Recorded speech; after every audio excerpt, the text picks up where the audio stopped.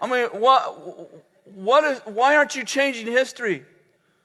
Oh, I'm ugly. So change history. I mean, do the best you can. Use makeup, but you're still ugly. But that doesn't mean you can't make history. Just take your little half a loaf and piece of bread and give it to God. You'd be shocked what God can do with ugly. What he can do with broken things. It's amazing. Oh, Peter, maybe you don't have an education. I went to What's the Matter You? Peter's first message, what was amazing about it? People were like, this must be God. You are not that smart.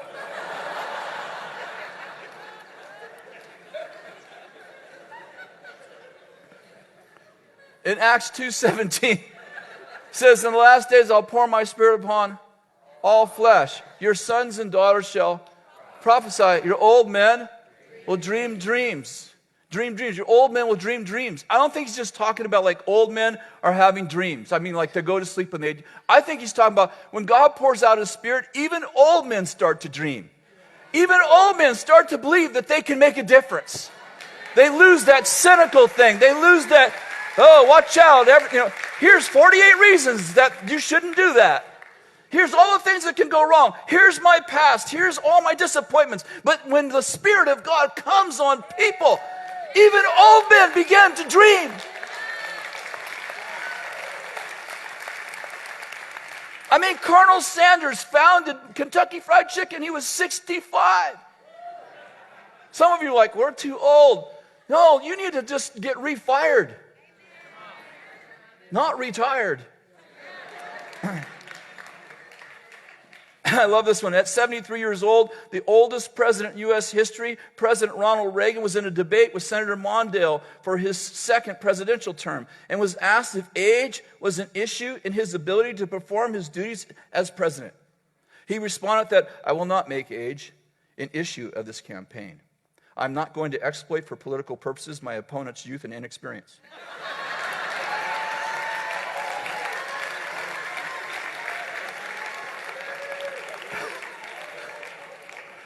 That's a good word right there.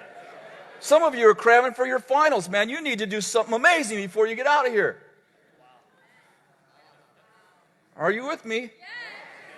Well, I'm just going to let the young people do it. Man, we need you. If you die, it doesn't make that much difference. You're going too soon anyway. That was a joke. You didn't get that, but I didn't mean it that way. I'm getting there close. Sorry, if I offended you, I was joking. If I didn't offend you, that's what I meant.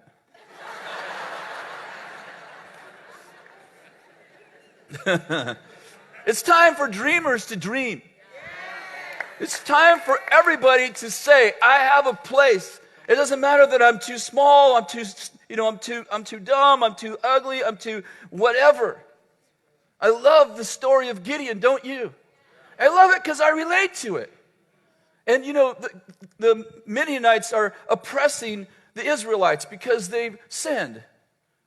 And they cry out to God, and God sends them the prophet. And I love this part. It's in Judges 6. God sends them the prophet. You need to go back and read that story. The prophet does not tell them about their future. He tells them about their past. He doesn't tell them one thing about what's going to happen. He tells them everything about what already happened. God was with you. When you crossed the Red Sea, he parted the sea. He tells them all about the miracles of God and doesn't tell them one thing about their future. Well, Gideon must have been at that conference, at the prophetic conference, because a few days later, an angel visits Gideon and says, oh, man of valor. And he goes, oh, yeah? Where are all the miracles I just heard about in the conference? Where are the miracles? And an angel says, the miracle's in you. That's right. See, for 40 years, the Israelites are oppressed, and Gideon thinks the Midianites are the problem. What he doesn't realize, that it's his low self-esteem that's the problem. Yeah. Because as soon as he figures out who he is, You remember this? It's the weirdest battle in history. Remember this? God goes, all right, now I want you, Gideon, you're a big guy. You're a man of valor. That's who you are there. You're a man of valor. So I want you to gather up the Israelite army. So he gathers all these guys, thousands of them. He goes, Gideon's, he's getting a little confident. God goes, all right, now what I want you to do is tell all the scared ones to go home. Remember that? If you're fearful, go home. God, hold on. And most of the army leaves. There's a few left, a few thousand left, and God says, okay, now what I want you to do is, there's still too many. Have them go down and drink. If they drink like a dog, they can stay. I'm sure Gideon's all, drink like a dog. 300 of them are left. 300 of them. I'm glad God doesn't turn to the 300 and go, now if you're scared, go home. Because there'd be nobody left, right? And then God goes, okay, now here's the plan. We're going to get some trumpets. And we're going to get some jars, and we're going to put candles in there. It's like, I'm sure about this point, Gideon's like, is there anyone else up there? And what you're going to do is you're going to get on top of a mountain, and you're going to blow the trumpet, and you're going to break these jars for the Lord and for Gideon. Going to make sure the enemy knows who started all this. For the Lord and for Gideon. So one time you don't want to be famous. And the enemy destroys himself. And what my point is this, is that none of that would have happened until Gideon knows who he is. We're so concerned about who we're not.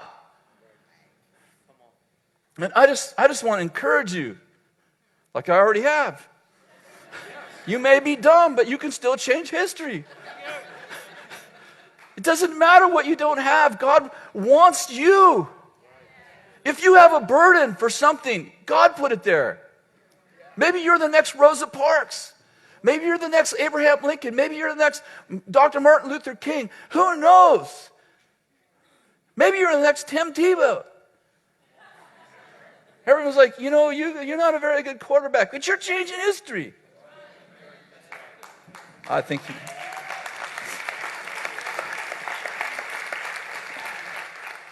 people make fun of people who make history. You always have to fight your brothers before you fight the giant. You notice that?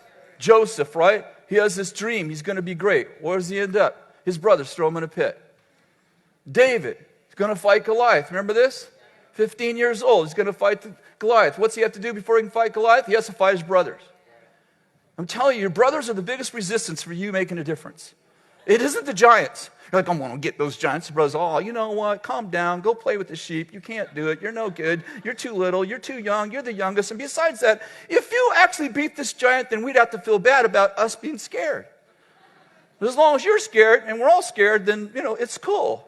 But as soon as someone gets some courage, then it makes all of us feel bad, because as long as all y'all hang out together being afraid, then I don't feel bad for being afraid.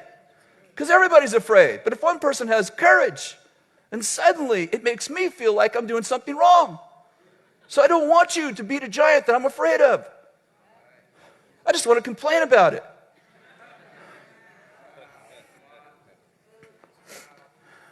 I love this. Is my favorite quote right now. I've shared it here, actually.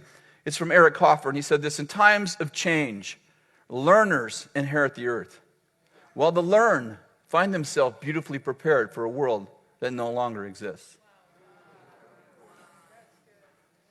A man without a vision is a man without a future. And a man without a future will always return to his past. It's time to get a vision.